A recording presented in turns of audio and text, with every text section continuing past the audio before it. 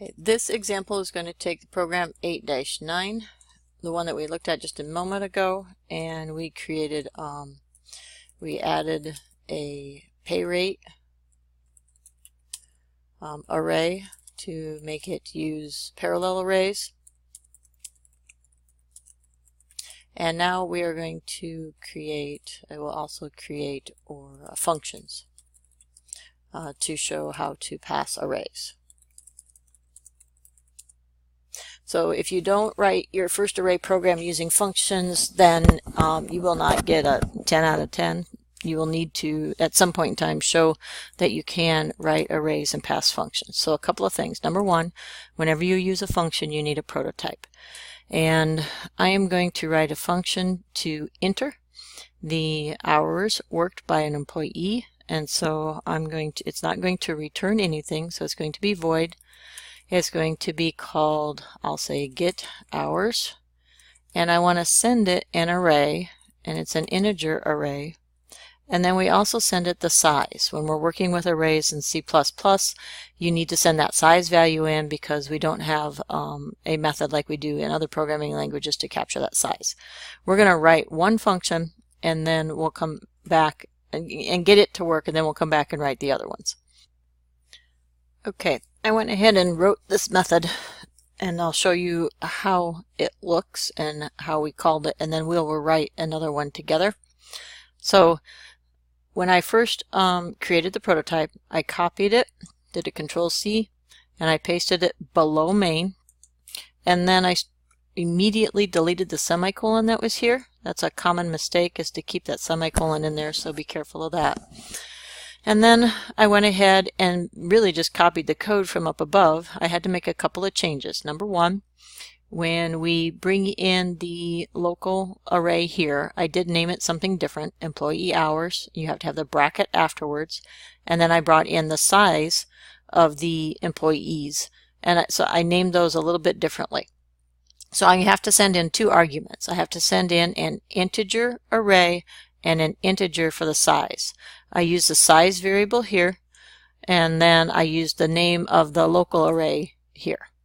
And then that is the function. And so you can see I did execute it down below here. And so you can't tell the difference between the hours worked and the pay rate because I didn't use like a doubles down here, but it is executing. So how would we do that if we go back up, and let's do the same thing for pay rate. And before we actually move on to that, look at how I called my hours. I just named the method get hours. I send it the hours pay rate and the number of workers. So I want to do a get hourly rate then method, and I'm going to send it the pay rate array and then number of workers again. And in this particular compiler, once that, if this highlights and I hit tab, it'll fill in the rest of that code for me. And so this is going to be my function call. I need to have a prototype for that function, so I'm going to go up here, and it's going to be a void and get hourly rate. It's a void because it's not returning anything, but yet it does return values because the values get sent back to main by using arrays. Arrays in many languages are what we call pass by reference. And so that means when I make a change down here in employee hours, it is literally tied to or connected to the hours array in the main program. So hours does actually change based upon what I change down here in my function. And so that's because arrays are passed by value. So arrays, I just said that wrong, sorry. Arrays are pass by reference. So their values will change in main if you change them within the method. And when I use the word method, I also mean function. You will hear me interchange those. Method and function basically mean the same thing. So basically now all I have to do is I need to copy, this was our employee pay rate, and I'm going to copy that. I'm going to actually cut it, Control X. I'm going to paste it down below here, Control V. I need to get my prototype line, so I'm going to copy this prototype line. That one I'm going to copy and not paste. So I copy the prototype line. That's actually normally what I do first, is I copy the prototype line, bring the prototype line down here. I'm going to go paste, get rid of the semicolon, give myself a beginning curly brace, immediately put in the ending curly brace, and then we put the code in between. So this one will input the hourly rate for each employee, and we want to have, let's see, this particular prompt where it says enter the hours worked by, we want to have, it's actually already entered. That was for hours. So we have enter the pay rate worked by.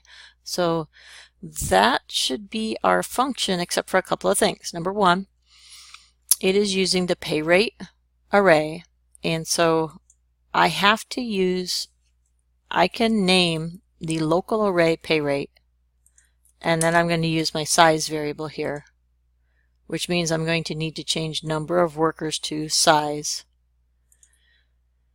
And then I'm going to go ahead and run this. I want to show you that pay rate here is being accessed, is a new array. It is not the same pay rate array as this one, but they are attached, meaning this pass by reference, the pay rate in main will get sent to pay rate in the local function down here, and then any changes that are made here will get sent back to main. So if I run this, if I don't have any typos, but it looks like I have some typos. So when I get the hourly rate, it says number of workers, it cannot convert a double to an int. Okay, that means that this should be a double array being sent back instead of an int. So I need to change that in my prototype line as well. So that's what that error message means. I believe that should take care of it. So we have hours worked, just put in some, and then now pay. So the pay is 10, 11, 22, 33, 44, etc. and it calculates. So it works. I do want to make a point though that the array that is in this function, get hourly rate, pay rate, is an entirely different pay rate array than the one in main. So I wanted to name it exactly the same just to show you that you can change the name or you can keep it the same, but the compiler actually creates a new instance of it locally, works with it, but it is attached to the original one. Okay? And it actually doesn't create a local instance. Sorry about that. But it creates a reference to it locally. So the name of this one locally is pay rate, and the name of this one locally is employee hours, but it's attached to the other one that's back in main. All right, last but not least, if I were to actually finish modularizing this program, I would have a method for my output. And so to do the output, it needs the hours employee array, it needs the pay rate array, and I need to send it the size. So I wrote my function call first. That's going to become part of my prototype. I'm not returning anything, so it's a void. And then each of these I'm going to name with a data type. So the hours is an integer data type, so int bracket for an integer array. Pay rate is a double, so double bracket. And last but not least, an int. Now, some people have a style in their prototype lines where they will put the variable type and the variable name, but you don't have to. I like to keep it just the type, so I know it's an integer double int, and that's all I really want to know. I then copy that prototype line.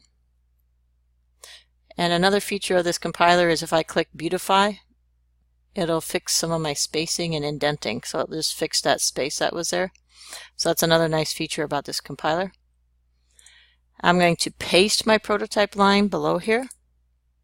Beginning curly brace, ending curly brace. It's always a good practice to do that because missing curly braces are a huge error. And then here, just because I'm getting a little bit tired, I'm just going to name this H for hours, rate for pay rate, and I will keep size here. H is not a descriptive name, so maybe I could do hours like this as an example, just to show you how you can send them in like that. And then the last thing that we're going to do is we're going to copy the code that we have here, and we are going to paste that into the function down below. So I'm going to copy this. Actually, I'm going to cut it, so Control X. I'm going to go down to the method and do Control V. And then I'm going to clean it up a little bit. I can click on my Beautify button. And let's start to make some changes. So it's got the fixed show point precision, that's good. Worker goes, that's fine. I need to change number of workers to size. I need to change hours here to, actually, I'm going to change this to hours. I do not like variables that are not descriptive. So hours, but then I'm going to use just rate on this one as an example. And it should work the same that it did before. I think we have an extra curly brace or two here hanging out at the end. We will see when we compile it. So now my main driver is pretty much modularized, or it is modularized, which is a goal that we'd like to have. And so I've got 3 methods. I'll click Beautify to clean things up just one more time and check to see if it will run. And it does not like something. Size was not declared in this scope. So it's going to tell me what line. It's in main. It's on line 27. So let me go back up and find line 27. And I need to send it from main, the number of workers, instead of size.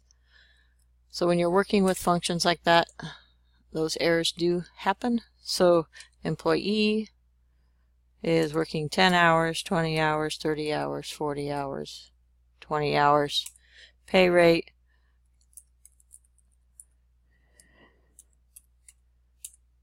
and so on. And so we have it outputting with a $sign, so that program executes. Another nice feature about this here, it says press enter to exit, or there was something here where you could copy the output to the clipboard. So it's copied, and then you could bring it back to your program. You know how we oftentimes have you guys paste your output? You could paste your output then below, and then I can see your execution on your screen. So that works a little bit easier than the Visual Studio does. It's a good idea to get used to Visual Studio just a little bit. I'm going to name this project. What was this one? This is our program 8-9 modularized.